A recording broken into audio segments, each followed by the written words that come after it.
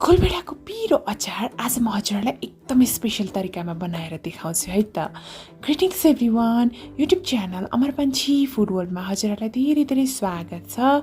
आजको गोलभेडाको अचार एकदमै विशेष रहनेछ, त्यही भएर भिडियो चाहिँ अन्तिमसम्म हेरिदिनु होला र मेरो च्यानललाई सब्सक्राइब गर्नुभएको छैन भने पनि प्लिज अमर पन्छी फुड वर्ल्डलाई सब्सक्राइब पनि गरिदिनु होला है।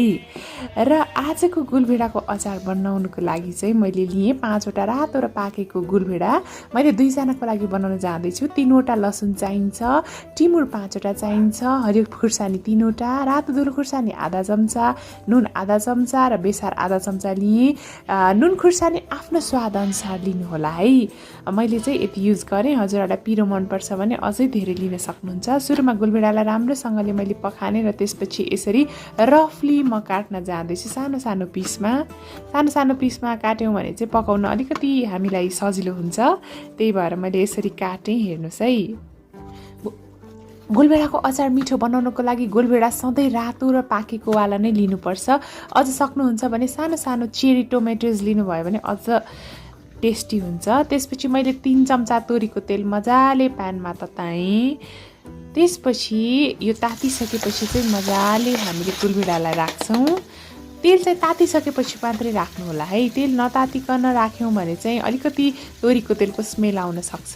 त्यसपछि रातो धुलो खुर्सानी बेसारलाई राखेर यसलाई हल्कासँगले मिडियम आँचमा पकाउँदै जानुपर्छ हामीले।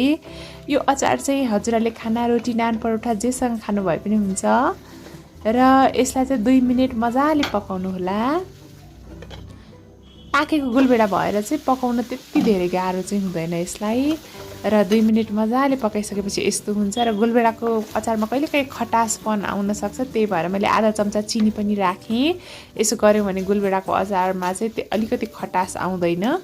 यतिको भइसकेपछि यो मसला र तेल मजाले हल्कासँगले छुट्टिसकेपछि चाहिँ मैले यसलाई चिसो बनाउन राखिदिएँ। र त्यसपछि चाहिँ यसलाई हल्कासँगले हामीले मजाले पिस्नुपर्छ। र विशेष गरेर खलमा पिसेको अचार चाहिँ मिठो नहुने त कुरै भएन।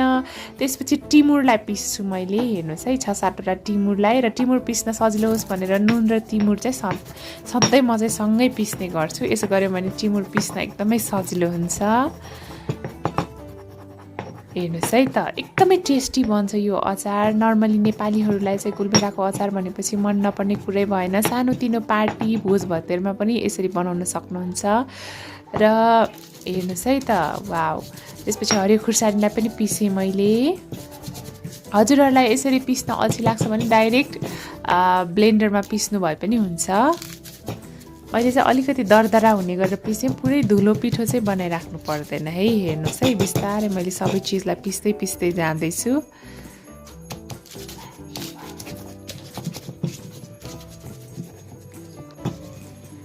त्यसपछि लसुनलाई पनि थिच्नुपर्छ हल्कासँगले। अचारमा लसुनले एकदमै विशेष टेस्ट दिन्छ। विशेष गरेर गोलभेडाको अचारमा चाहिँ हामीले लसुन छुटाउनु नै हुँदैन, एकदमै टेस्ट इन्हान्स गर्छ। र विशेष गरेर हजुरहरूले पार्टी स्टाइलमा तयार गर्न मन छ भने पनि यो स्टाइलमा तयार गर्न सक्नुहुन्छ गोलभेडाको अचार। र यतिको भइसकेपछि यो सबै चिजहरूलाई मिक्स गर्नुपर्छ। यो गोलभेडाको प्युरीमा मैले यसरी पिसेको मसलाहरूलाई राखेँ होइन। त्यसपछि एकचोटि राम्ररी मिक्स गरिदिनु होला यसलाई। एकदमै टेस्टी बन्छ यो अचार चाहिँ। हेर्नुहोस् है, तर मिक्स गर्दा चाहिँ एकदम राम्ररी मिक्स गर्नुपर्छ। यो अचारलाई 2-3 दिनसम्म मजाले फ्रिजमा राखेर पनि खान सक्नुहुन्छ हजुरहरूले। मैले खाँदेर बनाएको अचार भएकोले चाहिँ यसमा थोरै भुटेको तोरीको तेललाई राख्दैछु। यदि हजुरहरूसँग भुटेको तोरीको तेल छैन भने तोरीको तेललाई नै मजाले तताएर आधा चम्चादेखि 1 चम्चा राख्न सक्नुहुन्छ। एकचोटि मजाले मिक्स गर्दैछु। एकदमै स्पेसल फ्लेभर दिन्छ यो तोरीको तेलले चाहिँ हाम्रो गोलभेडाको अचारमा।